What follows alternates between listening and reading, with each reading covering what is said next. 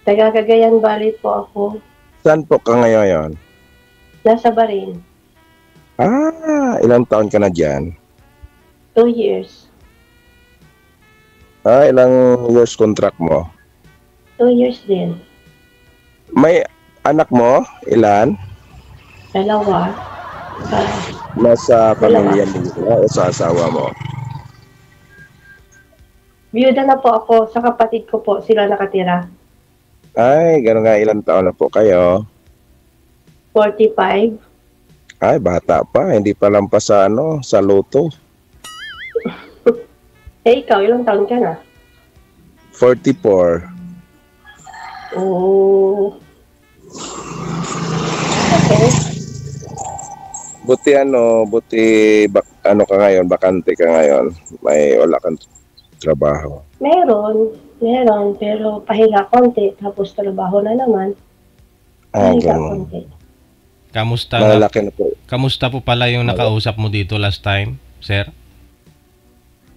Ewan DJ, parang bula naman, biglang nawala. Bakit to kaya? Anong nangyari? Hindi natin alam anong dahilan, baka kasi Hindi mo na piniim? Di ba automatic connected naman na po kayo nun?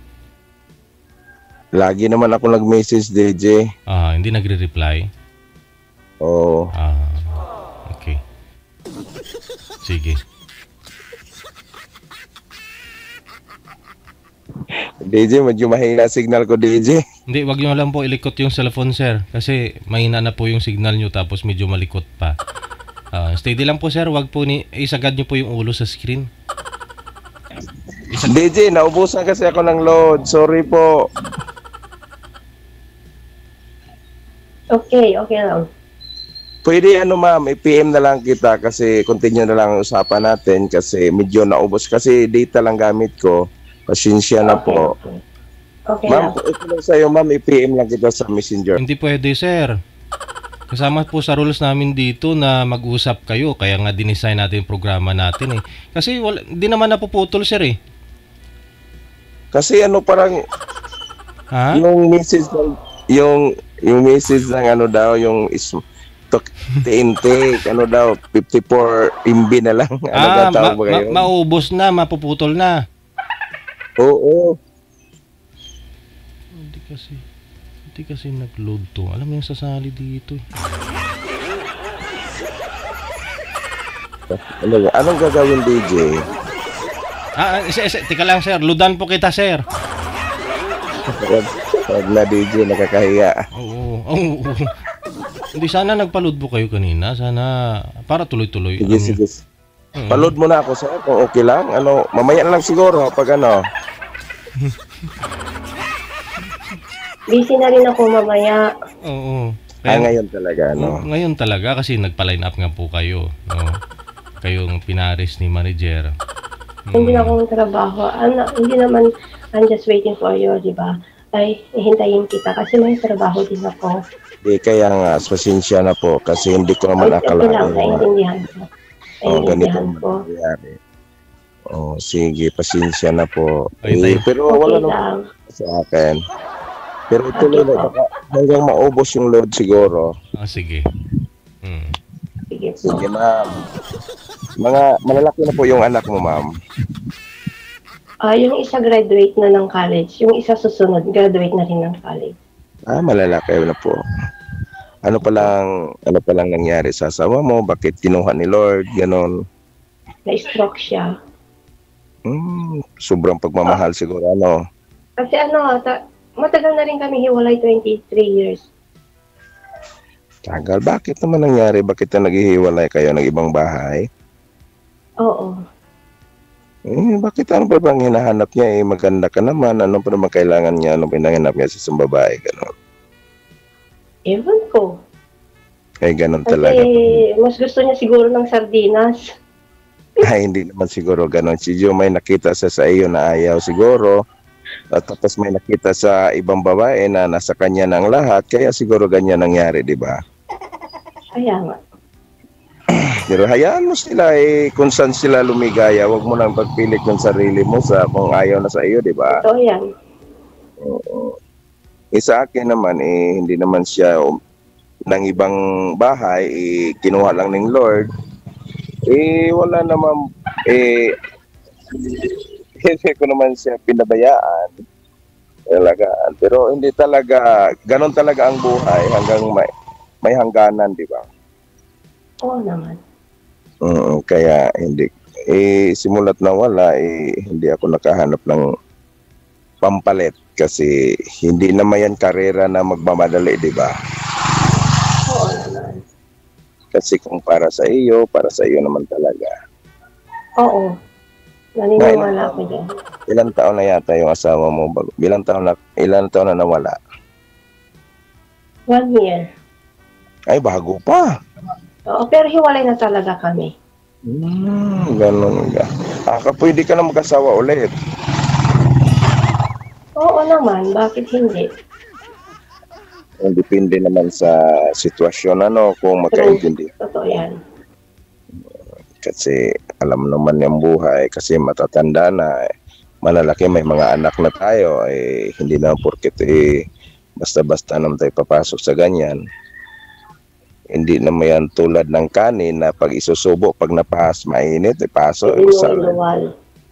Oo, ganun. Ikaw naman magtanong, kasi imposible wala ka na naging boyfriend o kaibigan o ano bagay. Ganon. Oo naman, meron. Pero sabi mo nga, hindi naman basta-basta, di ba? Kailangan talaga kinatisin mo na isa't isa. Ganon. Oo. Ako gusto So, 23 years na yan, kung gusto ko talagang nag-asawa, bakit hindi? Pero andun pa rin ba yung trauma ba? Kasi baka mangyari ito, mangyari ng ganyan. Ganun talaga. Sa akin nga, 8 years, 18, 19, 20, 21, 6 years yata. Pero, Kasi bago ka, okay. trauma lang. Kasi bago kasi ako noon, kung malilit pa yung anak ko, ako na talaga lahat. So kung sabi ko kung mag-aasawa ako at that time, paano na yung mga anak ko? Siyempre, gusto ko na munang patapusin sila bago yung sarili ko. Winner talaga, Yeah, kasi ayaw ko naman akong sisihin nila dahil lang sa kaligayahan ko, di ba? Ganun talaga. Kailangan talaga mamili, Hindi naman porket sa ganyan na dahilan, mag-asawa ka ulit. Hindi naman ganun, hindi naman yan nakakatulong pag sa mga problema. Pero ngayon, nakikita ko naman na okay na ang buhay, okay na, okay na yung mga sitwasyon nila. Bakit hindi ko naman i-isipin yung sarili ko? Ngayon, nakatapos na, ganun talagang malaking maitutulong talaga sa ganyan. God gift talaga na ganun nakatapos yung mga anak mo na sa ganyan na pangyayari. Kahit hiwalay kayo. Mga ilang years ka na nag-abroad? Since 2011. Tagal na. 2011. Kaya pala, talagang, ang bait mo naman talaga na asawa, Kasi kung hindi ako umalis sa bansa, anong ipapakain ko sa mga anak ko? Kahit alam kong maliliit pa sila, pikit mata talagang kailangan kong umalis para sa kinabukasan nila. Bakit naman nangyari sa ganun? Buhay pa yung asawa mo dati, hindi ba siya nagsuporta? Ganun. No, hindi siya nagbibigay ng suporta. Hindi na lang ako magtatanong sa ganyan kasi personal na yan, kasi alam nyo naman, hindi naman natin alamin yung mga yung lang na ba ganda. Tagal maubos yung 40 MB. Inaabangan ko Alam ko 30 minutes lang yan Pag nasa 30 seconds lang yan, mauubos na Magpuputol na Talaga hindi natin nakalain gano'n magkaintindihan, di ba? Oo naman. Ako din, gano'n din. Kasi alam natin yung mga problema. Tatlo din anak ko. By the way, ako pala si RJ. Ano pala pangalan mo? Jerilyn. Ha? Jerilyn. Jeneline. Ganun nga. Pasensya na po may dumadaan na bus ng truck yata. Sa Leyte pala ako. Oh, Leyte. okay. 44 years old, widow, may 3 anak, ganon. Nagtitinda. Ano lang, small business lang, titinda ng isda para sa mga anak, ganon lang kasi. Para mabuhay. Ganyan. Kailangan Kasi, sakripisyo para sa mga anak.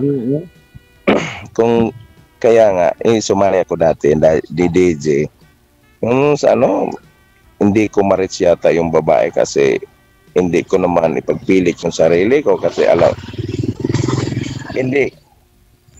Parang, ewan, tinat ko naman siya, nag-usap naman kami, tapos mintuhan lang kasi hindi naman yung katulad ng iba, diretsuhan, ayaw ko naman ganun kasi kailangan mo naman tayo magkilala, gano'n.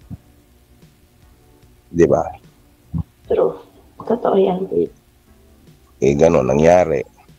Minisins ko, hindi naman nag-reply, tinawagan ko, hindi na sumagot. Hindi ko na pinagpilit yung sarili ko kasi hirap kasi pag hindi naman ibig sabihin, hindi naman pinagmalagang, wow, pangit. Iba kasi pahirap ng pagpangit, tapos mataba. Hindi naman. Tayo binigyan ng Diyos na ganyan-ganyang kanda at wapo. Depende Kasi, na lang sa matao ang husga. Ganon talaga. Siguro, hindi niya talaga yung hinahanap niya sa lalaki, hindi wala sa akin, kaya ganang ganyari sa ganon. Kaya Oo naman. nagbaka sakali ako kay DJ na nagmakawa ko na sasali ulit. DJ, maraming salamat po na sa opportunity na nakasali ako ulit. Ganon, nakilala kita, ganon. Pumayat ka na ba, sir? Ano ba yung mga anak mo? Kasi sabi ng kausap mo dati, gusto niya magpapayat ka, sir eh. Lumiit na ba yung tiyan mo, sir? DJ? Ang kausap mo dati, gusto niya maliit yung tiyan mo. Kasi gusto niya pumayat ka. Pumayat ka na ba? Oo, DJ. Lumit na ako, DJ. Lumit na yung tiyan. Okay. Kunti kasi hindi kumain. Ayun, very good. Hindi naman, DJ. Kung mahal mo talaga isa tao, DJ, tanggapin mo talaga kung ano ang pagkatao niya at ano yung niya. Oo, yung nga lang, siyempre para din naman sa'yo yan. Ayaw niya kasing maaga mabyuda. Hindi naman, DJ. Hindi naman lahat na mataba, madaling mamatay. Tumatanga naman ako, DJ Taba, Alam mo naman, DJ, kahit mataba ka, kasi kahit mataba ka, kung anong plano na talaga ng Panginoon, nakukunin ka, kahit payat ka, talagang dyan ka lang. Diba? Prone nga lang talaga yung mataba, sir. Siyempre. DJ naman, huwag naman ganon. Hindi, okay lang ma'am kasi gano'n kasi si DJ. Wala nang problema sa akin kasi yung lang sa akin yung kakwentuhan ko lang kasi pagkatapos kong magtinda, gano'n, gusto lang may kausap. Gano'n, hanap ko lang makwentuhan tapos makilala. Kung pagpalain tayo ng Panginoon na tayo, bakit naman hindi, di ba? Magkaintindihan tayo. Okay. Kahit mataba ako, Gwapo man ah. Malaman pa rin ang puso ko, DJ. Sino nagsabi, sir? Kasi DJ naman. Alam mo kasi mga ganun kasi. Kailan pala uwi mo? Kasi 2 years. Ilang contract mo diyan? Ang haba ng 2 14 years. 10 years? 2 years. Uuwi ka na? Oo. Kailan? Hindi ko pa alam. Ganun talaga. Kasi kasi pag sa ganyan magkaintindihan tayo, baka ako nang susundo sa'yo kung okay lang sa kung hindi naman, wala namang problema, diba? Oo naman, bakit hindi? Tsaka pag-isipan natin yan. Oo, kailangan talaga i-search natin rin sa Google kung tayo talagang pwede. Baka kasi pagdating ko sa airport, baka halo yung ko doon. Madatnan ko doon. Kaya hindi ko alam mo extend or exit. Ganyan. Maingay dito kasi nagtatabing kakanga ako.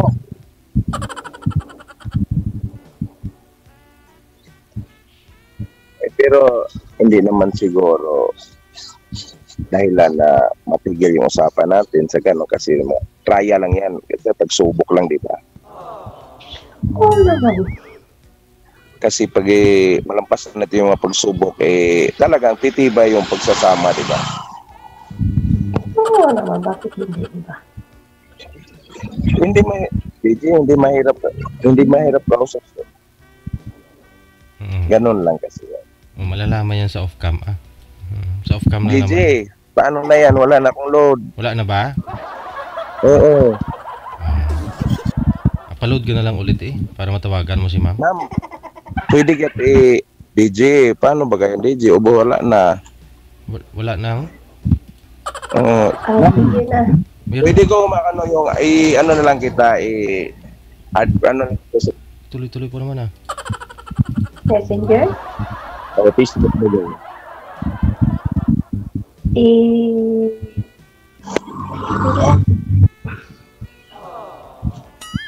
Di ba sabi nila sa imo lang?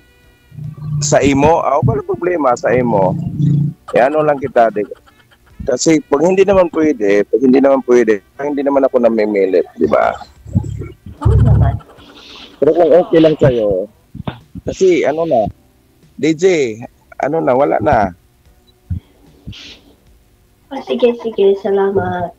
Lang kita, i-message lang kita mamaya. Okay. Pag makapaload na. DJ, pasensya na po. Sorry talaga, DJ. Okay. Salamat. Iintay mo na lang yung chat niya, ma'am, ha? Pag meron na siyang load. Sana walang isa na magpa-line up sa inyo sa susunod na buwan, ha? Sana kayo na. Thank you so much.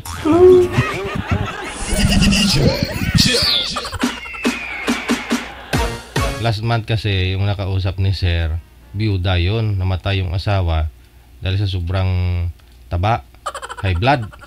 Kaya siguro kinabahan na naman kasi si Sir daw malaki tiyan. Doon na tayo, no? May mga tao kasi na hindi bumabase sa physical, pero siyempre baka maliit lang si ma'am, baka madunot pag patungan ba.